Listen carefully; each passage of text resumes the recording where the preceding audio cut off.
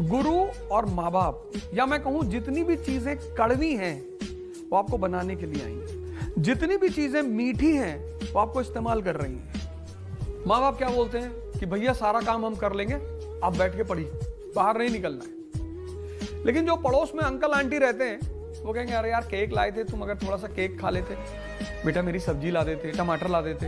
अब वो माँ बाप कितने बुरे लगते हैं, मुझे भी बुरे लगे। हर व्यक्ति को अपनी जिंदगी के एक उम्र में माँ बाप बहुत बुरे लगते हैं, लेकिन जब वो माँ बाप बनता है तब उसे फील होता है कि यार माँ बाप ही सही थे। एक साल बस 2-3 काम कर लो। पढ़ने का मन ना करे, जिम चले आओ, मंदिर चले आओ, 3 जगह जाओ बस एक साल, लाइब्रेरी, जिम और मंदिर।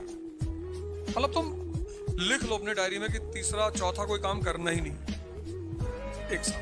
देखो भैया, अगर तुमने तपस्या नहीं की तो जिंदगी ऐसा करेगी तुम्हारे साथ कि पूरी जिंदगी ही तपस्या बन जाएगी।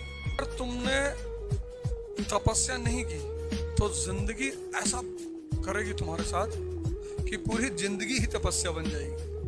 मैं ऐसे जगह गया चुनाव प्रचार में जिनको देखने के बाद मैं इतना शॉक्ड हो गया अंदर से। मैं सोचो एक आदमी ऐसे बैठे खाना खा रहा है और सामने से पूरी गंदगी बह रही है और खाना खा रहा है, झुग्गीस जिनको हम बोलते हैं।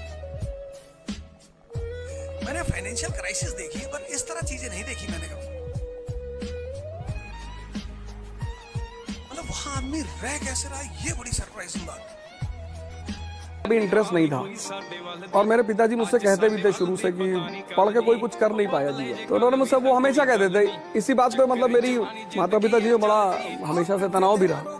एक बार तो डाइवोर्स की भी नौबत आ गई कि हम नहीं रहेंगे अपने लड़के को लेकर, बिकॉज अब जिस सोसाइटी में माँ बाप अपने बच्चों को सिर्फ पढ़ाने की बात करते हैं और उनका बस चले तो 28 घंटे बच्चों को पढ़ाएं ही, तो वहाँ पे मेरे पिताजी कहते थे कि बेटा ज़्यादा पढ़ोगे तो क्लर्क हो जाओगे। तो मैं शुरुआत में तो उनकी बातें नहीं समझता था, लेकिन खैर कोई पढ़ने लिखने का इंटरेस्ट नहीं था।